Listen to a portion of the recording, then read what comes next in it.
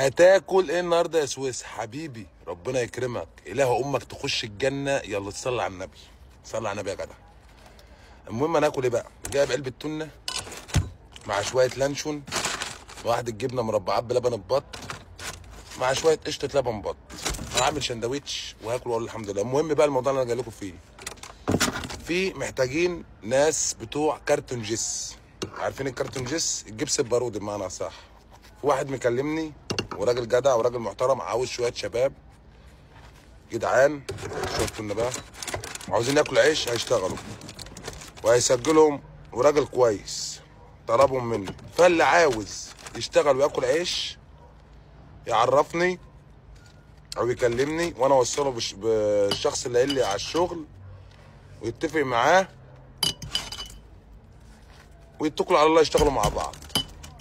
ده لو انت عاوز تاكل عيش.